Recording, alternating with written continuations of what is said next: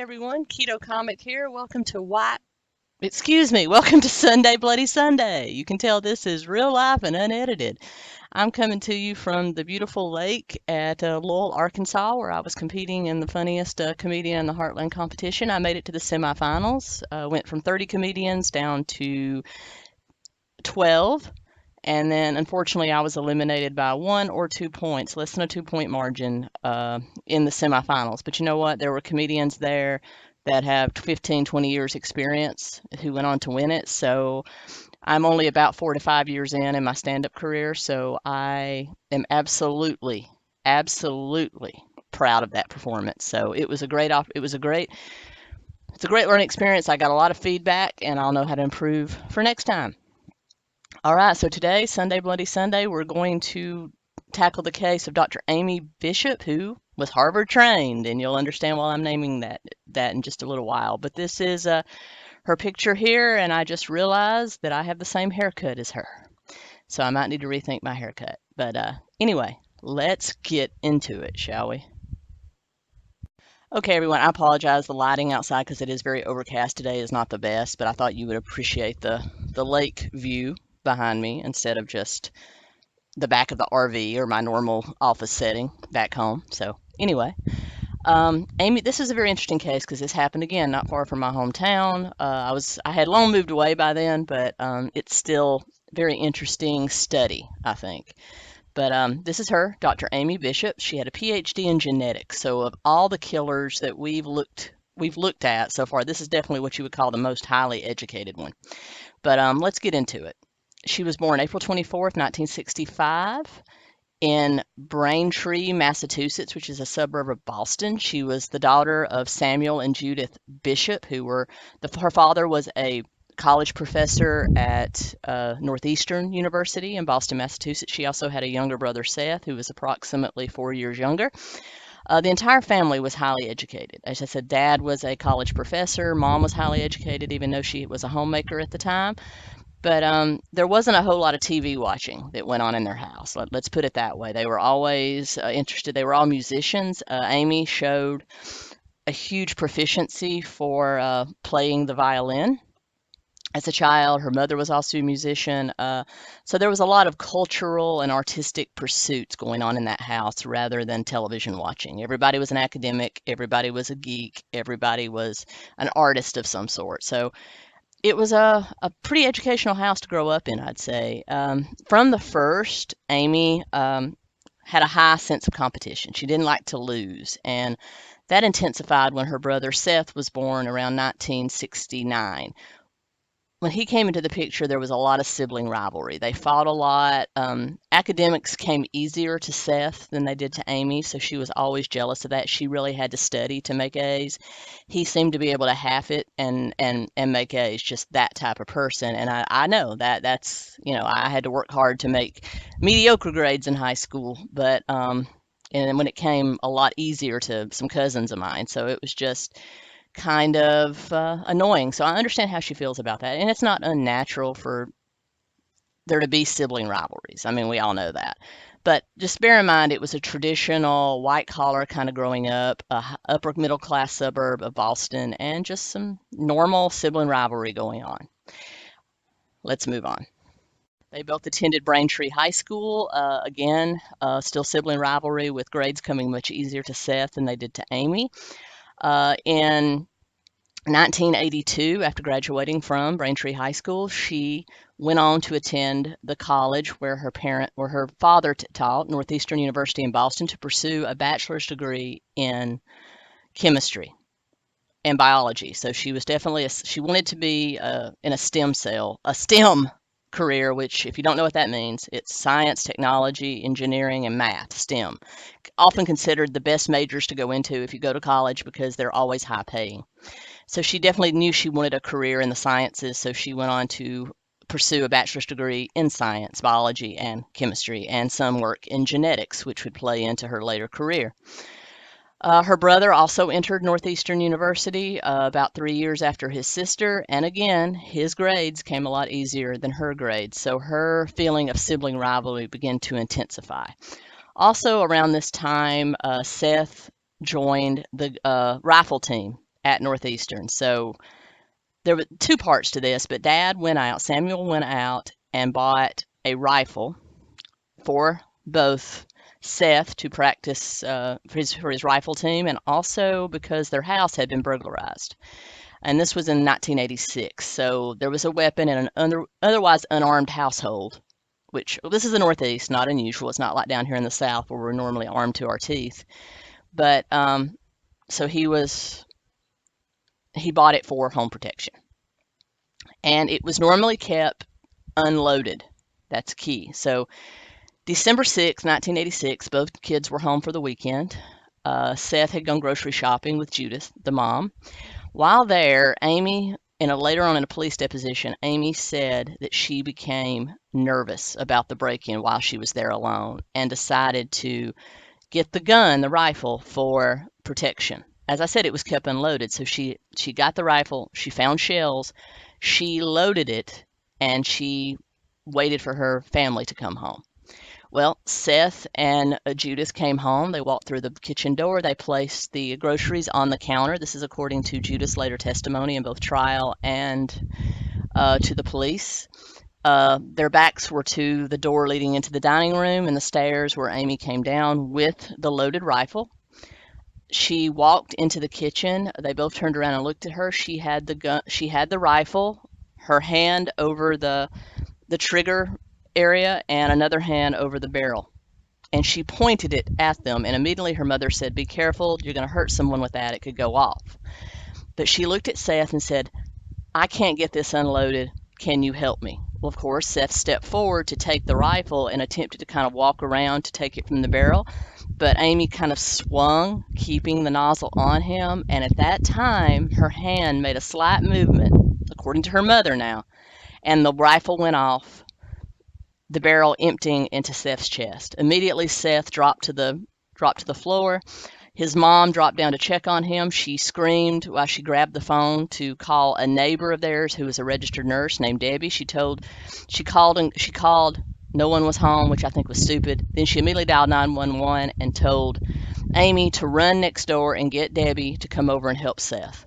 So Amy didn't run. She meandered out the kitchen door towards their neighbors, but never stopped at the neighbor's house, according to passersby, and trotted down the street, still holding the hot rifle that had just killed her brother, or shot her brother. Well, of course, Seth expired while on the floor because no one was there to help him. His mother was trying to put pressure on his chest to stop the flow of blood, but as we know, a chest injury is usually fatal unless there's immediate deep medical attention given. So he did die. Amy continued to trot down the block, went to the body shop of a car dealership at the end of her block, actually 3 blocks away, went into the body shop and turned the gun on a technician that was standing there. He immediately put up his hands, and she said she wanted a car. Well, someone in the office, of course, saw this and called the police immediately. She just stood there waving the gun. The technician was backing away when finally the police arrived. One Braintree officer ran in. She turned the gun on him. He immediately pulled his weapon, his sidearm, and held it, and there was a standoff, basically considered a Mexican standoff between the police officer and, at this time, 21-year-old Amy Bishop.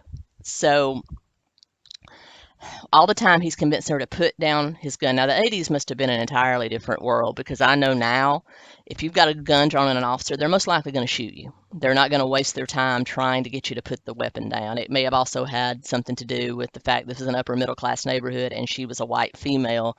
I don't want to get into the whole political debate about white privilege, but there was something weird going on there, because you have a gun on a police officer and you're refusing to put it down. That's a recipe, in my opinion, to get yourself shot justifiably. But anyway, while they're talking, another officer had circled around and came in through the side door and came up behind her, put the gun to her, and told her to please drop her weapon. And she did. She was immediately taken into custody and taken to the local police precinct. While there, she was interrogated. She insisted that it was an accident, and she didn't even remember going into the car dealership or even trotting down the hall. She said the last thing she remembered was knocking on their neighbor Debbie's door, remember the RN, and saying and realizing that she wasn't at home. And from there, she only remembers waking up in the police car. That was her official story. Well, the interrogation went on for about 12 hours, and eventually the police officers came in and released her after speaking with her mother, who was the only eyewitness to the incident. Her mother testified it was indeed an accident. As I said, we don't know. We don't know what really happened, but her mother did testify it was an accident. And she was released into her mother's custody with no charges filed. It was ruled a terrible, tragic accident. Now, later it came out that the local chief of police were good friends with her parents, and they had pleaded with him. They've already lost one child who was 18 at the time. Seth was 18. And they didn't want to lose another. So she was basically let go, even after all of that. I don't know what happened with the body shop. I would imagine they would want to press charges, but I don't know if they were even given that option. But anyway, it was ruled an accident. Okay, Seth's buried, and she goes back to Northeastern to complete her education. She had met in her freshman year a young man named James Anderson while they were both in the Dungeons and Dragons Club. Both of them science majors, both of them kind of geeks, socially awkward, but they seemed to mesh well with each other. So he supported her through the whole Seth debacle. They married just after they both graduated from Northeastern in 1990. Meanwhile, they moved to Boston, where James worked as a freelance computer engineer, and she was actually accepted into the genetics PhD program at Harvard University. So they moved there to Boston, which is only about 20 minutes away from Braintree, with all anticipations of her completing her doctorate. It did not come easy to her.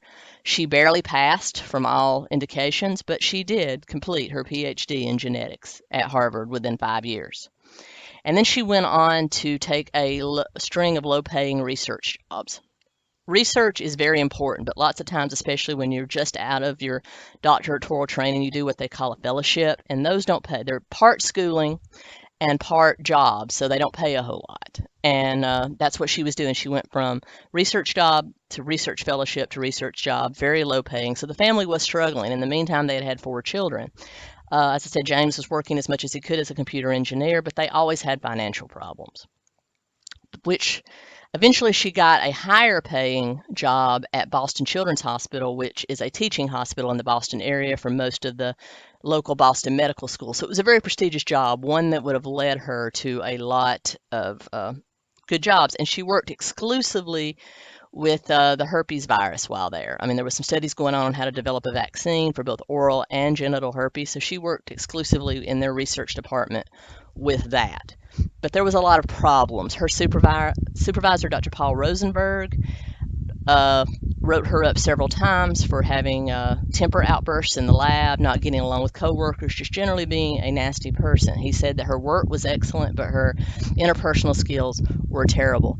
And after that review, she quit. She quit her job, and she blamed Rosenberg's disdain, what she called disdain for her, as a reason to quit the job. So she goes home. She tells James. James basically says, yes, he was wrong. I wish something bad would happen to him. He actually testified that he did say that. And Dr. Rosenberg felt a little uneasy, but didn't think much of it. This was in 1993. Well, about 2 weeks after she had resigned, and this is just after the Unabomber, the whole Oklahoma City bombing and the Unabomber incident had occurred. And so all that bombing stuff was fresh in everybody's mind. Well, Dr. Rosenberg came home and found an unmarked package with uncanceled stamps on it, 29-cent stamps, in between his main door and his screen door. He immediately became nervous and called the police. They send the bomb squad over, who removes the package, opens it, and does find a trigger mechanism attached to 2 pipe bombs inside. Well, immediately he's asked, does he have any enemies? He said, I can only think of one, and he pinpointed Dr. Amy Bishop. They were both brought in, both her and her husband were both brought in for questioning, but there wasn't enough evidence to convict them. So I'm not going to say this is allegedly, there was never any proof, never any charges filed, so we can't say for sure that they had it, that they did do this, but it was maybe. But in any case, it shows that she's kind of unstable. To quit a job over one bad review instead of just learning, it was nothing about her work. It was about her attitude. Just learn to get along with people better. But that would become more of a pattern, as you can see, in her lifetime. Well, so she goes back to some low-paying restaurant jobs. In in the early 2000s, her and James took their 4 children out to an International House of Pancakes in the Boston area, and she asked for a booster seat. It was a very busy Sunday morning. The waitress politely informed them they had just given the last one away, but as soon as one became available, she would most definitely bring it over. Uh, she went ballistic. She screamed at the waitress, saying, "I am Dr. Amy Bishop. I'm Harvard trained. I'm a researcher. How dare you treat me this way? Get me that woman's booster seat," pointing to a family across the way there that had a booster seat.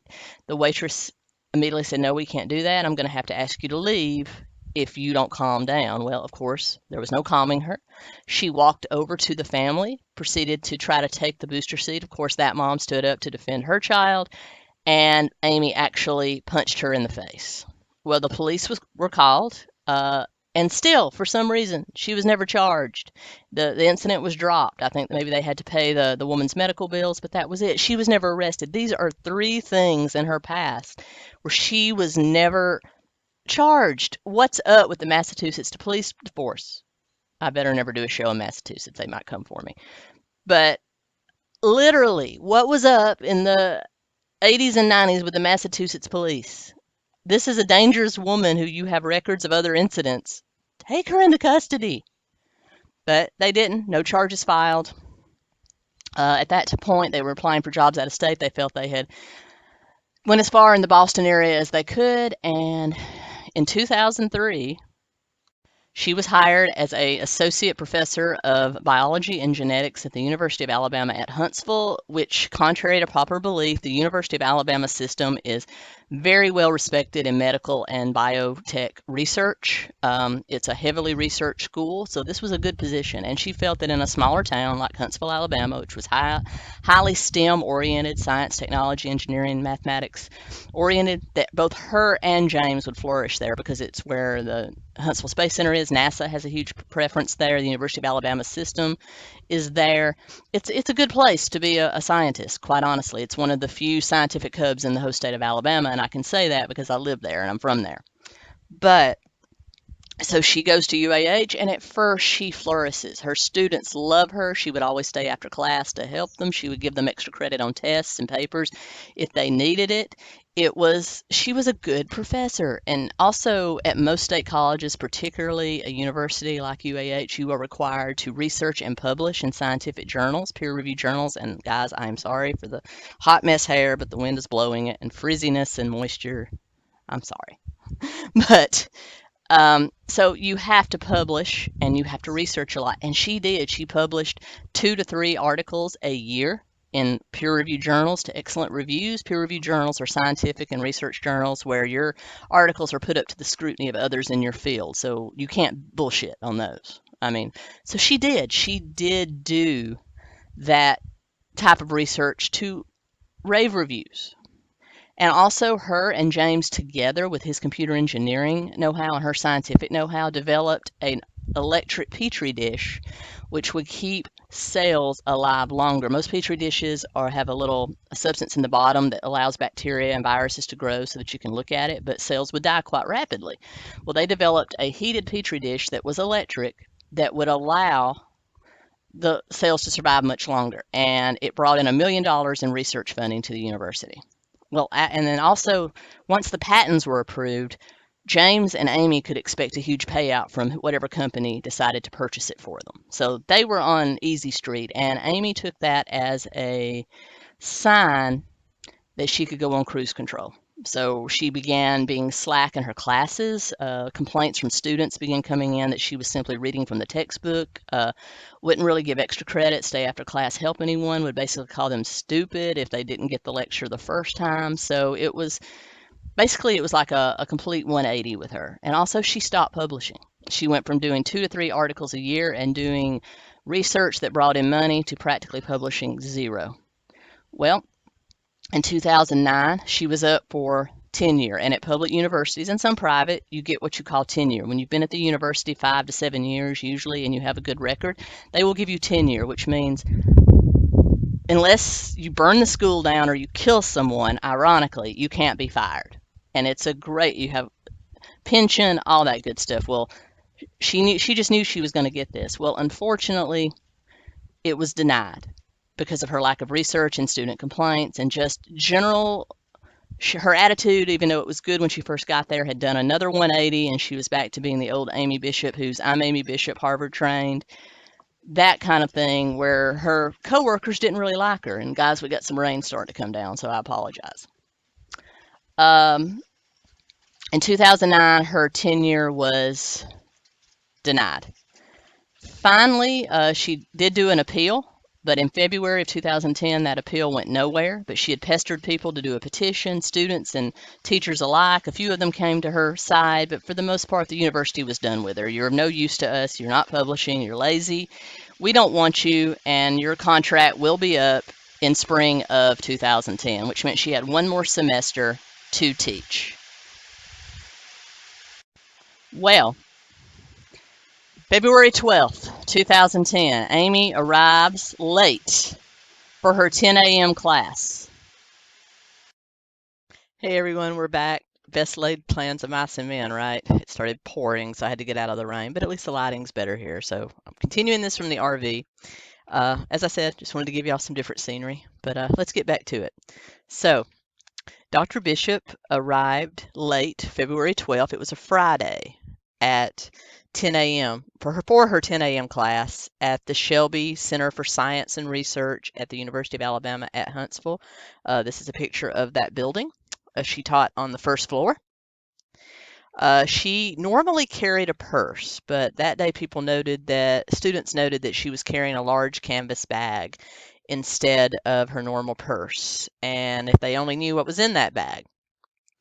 But according to her students that day, she rushed through her lecture in about 25 minutes and dismissed class early. And then she was just kind of meandering around the halls until the 2 p.m. faculty meeting that she attended again this time on the second floor. Now, her survivors will note that it was unusual for her to be here because this was literally a meeting to discuss class loads and class assignments, as well as hiring her replacement and hiring part-time or adjunct faculty to fill the class load for the next semester, the 2010-2011 school year, or 2011-2012 school year. But she came in, she sat to the right of her department chair, and she listened silently, didn't say a word, always keeping her canvas bag on her lap. No one paid her any mind. They just went on with their business. Of course, everybody noted her reactions when they were talking about hiring the new full-time faculty, which was essentially her replacement. I've often wondered why they didn't just ask her to leave, but I guess it's Southern hospitality. They didn't want to be rude, so they just let her stay. But after the faculty meeting concluded and there was just some chit-chat going around, Deborah Moriarty, who was also an associate professor of biology and someone who had worked really closely with Amy Bishop, they'd even planned to publish a paper that school year together to try to get a research grant, noted that she just simply kept fidgeting with the bag, and she finally at one point just stood up, reached into the bag, pulled out what they could only recognize as a handgun. It turned out to be a Ruger P95 9mm. She faced to her right and began shooting counterclockwise around the table. Well, of course, there was chaos, and eventually what happened was that she pointed the gun point blank at Professor Moriarty. Professor Moriarty said, "Hey, please don't think of my daughter. Think of my grandson. Please, you know me, I'm your friend. Don't do this. I signed your petition to help get you stay." She said that the look on Dr. Bishop's face was absolutely blank. And she pulled the trigger, the gun clicked. She had either ran out of ammo or the gun was jammed. And while she was trying to clear the jam, Professor Moriarty started backing into the hallway. Dr. Bishop followed her into the hallway, continuing to try to unclick the gun, all the time keeping it pointed at her. Well, Deborah fire. She stepped out into the hall and pointed the gun at me, and pulled the trigger, and it clicked, and it clicked again. What were your thoughts? Professor Moriarty thought quick and dashed back into the room, slammed the door shut on Dr. Bishop, and the survivors, the ones that had not been shot to that point, started pushing the conference table up against the door, and they used their cell phone to call 911 and then turned around to see if they could help the people that had been shot. There were 6 people shot that fateful winter afternoon. And here are a list of the victims of Dr. Bishop that afternoon. The top 3 did not survive. There were injuries that day. The first one shot was the department chair, the one who had essentially gave her her review and told her they would be dismissing her at the end of the school year. Dr. Gopi Padulia, he was a Indian immigrant that had came over, studied here, and finally gotten what he called his dream job. He died instantly. He was shot point blank in the face. Next was Dr. Maria Ragland Davis, also an associate professor of biology. She was sitting directly to the left of Dr. Podella, and then to her left was Dr. Adriel D. Johnson Sr., who also died. The other 3, Luis Regilo Cruz Vera was released from the hospital the next day with minor injuries. Dr. Joseph G. Lehigh, sitting to her left, was released on April 14th, but was never the same after the shooting. Wasn't really productive at his job, at work, anything. Suffered from chest pains a lot, and as a result, they say, of the stress induced by this episode, died of a heart attack in 2017. And finally, and I'm not trying to cut her name off because she's not a professor, but it's Stephanie Monticello. She was the administrative assistant to the biology department, and she was released March 29th, 2010. She had what they called borderline severe injuries from her shot to the upper body, and then after that, to her left was seated Deborah, who was lucky enough that the gun jammed, and she was able to think quick, get her out in the hallway, and then get back inside.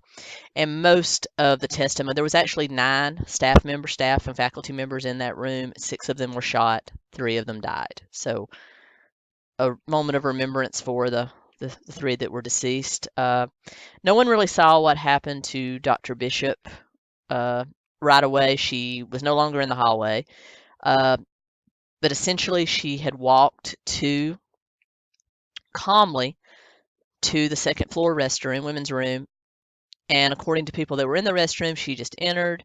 She had something in her pocket. She walked into a stall and basically stayed there until the other people had departed the bathroom, and she eventually got up, wrapped her coat around the 9mm and put it in the trash receptacle, and then headed without her jacket through the back corridor out toward the loading dock. She actually flagged down a student that she knew and asked if she could use her cell phone. The student allowed her to. Everybody was scrambling at this point because alarms had already been sounded and they were starting to clear the building. So the student was a little taken aback why you would want to use a phone at this point, but she did let her. Again, Southern hospitality. And she went out she called her husband, who they were supposed to have a date that night, to come pick her up at the back loading dock, which he later said he thought was strange, and waited at the back loading dock. Well, by this time, police and SWAT were swarming the UAH campus. They were swarming the Shelby Center. They had locked it down. They began a room-to-room, floor-to-floor search, eventually finding the victims in the conference room. They told them exactly who did it. They did not know where she went, so they started sweeping the building and eventually found her on the back dock, waiting for her husband, who happened to pull up at the exact time that they put her in the squad car. And a police officer was recorded by a reporter who had went around to the back saying, "What about the people that were shot?" And she said, "That didn't happen. They're still alive." And I'm going to put a clip of that interaction right here. Confused and bewildered, was immediately arrested at the scene. It didn't happen. There's no way. What about the people who died? There's no way they're still alive. But arresting officer said she had a glazed look on her in her face, was completely silent except for some incoherent babbling. James, her husband, just sat there in shock, watching his wife being pushed into a squad car. She was transported and booked at the Madison County Jail in Huntsville, Alabama. She tried to, this was February 12th. She attempted suicide on February 13th and was put on 15-minute suicide watch. All the lights were on in her cell. She was not allowed to have anything in her cell except a religious book of her choice, which was the Christian Bible for her, and on complete suicide watch. And on February 20th, 2010, they received a call from the Braintree Police Department from an investigator who said, "You might want to know about a cold case from 1986 that we're thinking about reopening, and the woman you have in custody is the prime suspect in the shooting of her brother." So that came to light at the same time, and then after further digging, they found the incidents with the pipe bomb potential, even though no charges were ever filed. And I said we can't really use that, but the police did find that. And then later on with the assault at the local IHOP that had gotten swept under the rug. So all of this started to come out. And she, as I said, she was on suicide watch. Even though her family made a decent amount of money, she applied for a public defender, saying that it would bankrupt the family. They did grant that to her, and her attorney, who shall remain unnamed, he wanted to be kept as far away from the case as possible, literally said in a interview that she was Looney Tunes, that she had no recollection of what happened that day. She was completely insane. Some psychiatrists did evaluate her and said that she might have had borderline personality disorder or even schizophrenia, but no one was buying that.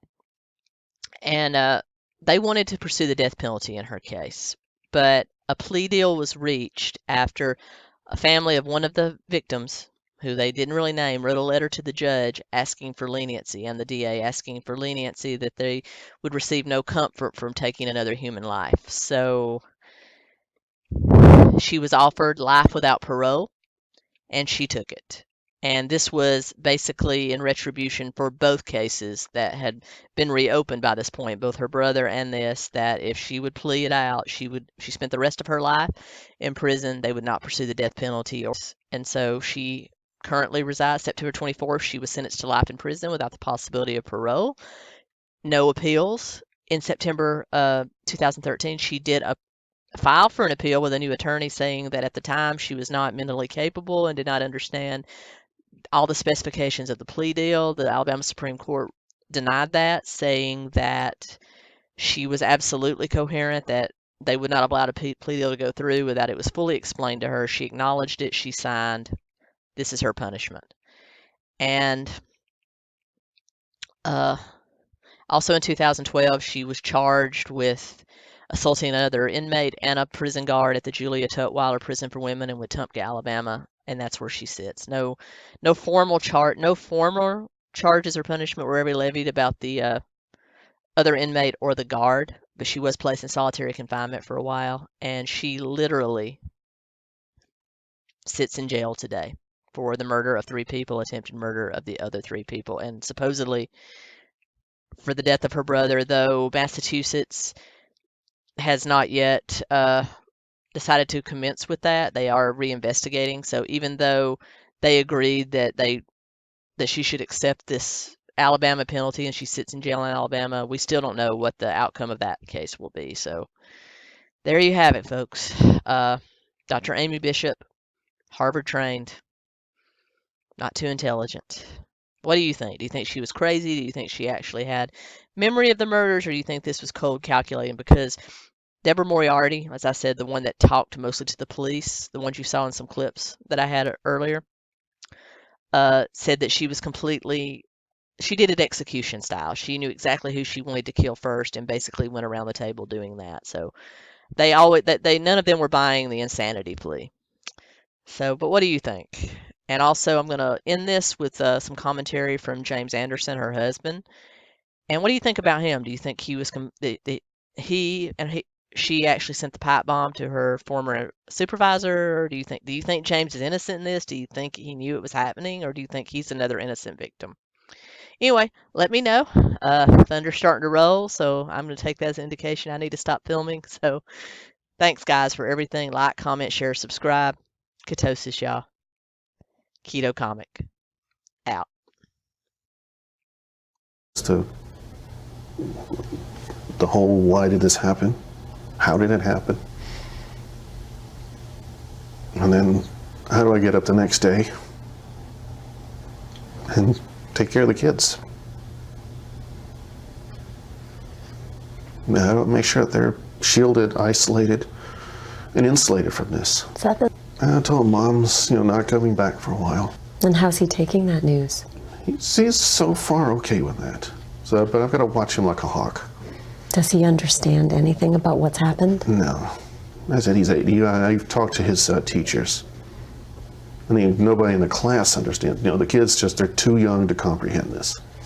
Does he know what happened? Has he heard? He's heard, but he doesn't, like I said, he doesn't comprehend it.